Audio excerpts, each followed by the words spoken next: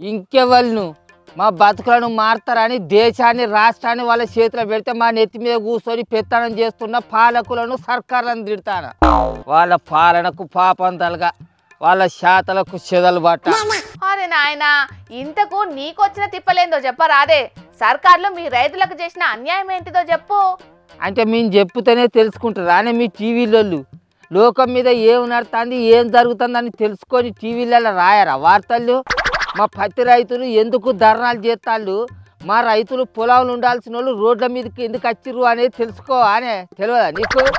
అదేదో రైతు పండించిన పత్తిని ఆన్లైన్లో ఉన్నదానికంటే ఎక్కువ ఉంటే కొంటలేరట కదా, అదేనా నీ తండ్లాట కూడా? అరే అది కాదు పిల్ల, నా పేరు మీద అట ఆన్లైన్లో 4 క్వింటాల 40 కిలోల పత్తి అనే రాస్తున్నదట. ఇక ఈ పురుగు పుట్ర ఈ వచ్చిరాని వానలు కూళ్ళు నాళ్ళు అన్ని తిప్పలు పోగా నాకున్న 3 ఎకరాలల్లో 18 క్వింటాల పత్తి వెళ్ళింది. ఆ పత్తి నేను వాటోలో వేసుకొని మార్కెట్కు తీసుకొని పోతే నీ పేరు మీద 4 క్వింటాల 40 కిలోలు అనే రాసినది, గాడి వరకు కొంటావు, మిగతా పత్తి నువ్వు ఇంటికి పట్టుకొని పో అని చెప్పి మిడల్ వచ్చి మార్కెట్ నుంచి బయటికి నూకేసారు. ఇప్పుడు నేను ఏడికి పోయి ఆ పత్తిని అమ్ముకోవాలి, ఆ పత్తిని ఏం చేసుకోవాలి, నేను ఏత దునకాలి చెప్పు?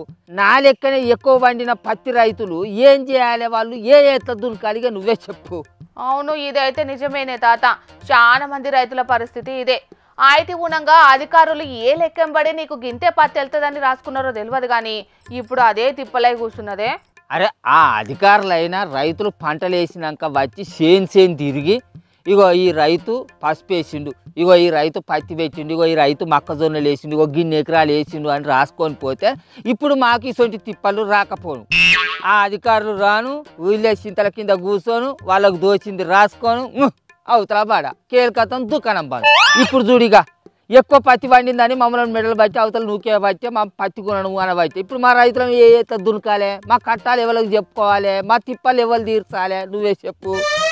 అయినా ఈ కాటన్ కార్పొరేషన్ ఆఫ్ ఇండియా ఈ తీరు కొర్రీలు ఎందుకు పెట్టింది అనేది ఎవ్వరికి అంతు చిక్కకుంటున్నదే మరి.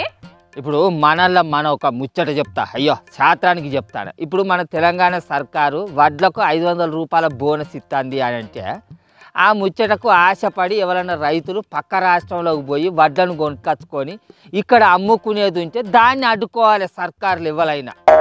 అరే పత్తిని ఎక్కువ పండించుకున్నందుకు మాకు ఇంకా మెచ్చుకోవాల్సింది పోయి మా పత్తినే కొనవనంటే ఇది ఏం పద్ధతి అన్నట్టు? సెంట్రల్ సర్కార్ కానీ రాష్ట్ర సర్కార్ కానీ పత్తి పంట మీద మాకేమైనా బోనస్ ఇస్తుందా? లేకుంటే మేము పక్క దేశం నుంచి పత్తిని కొనుక్కొచ్చి మన దేశంలో అమ్ముకుంటున్నామా?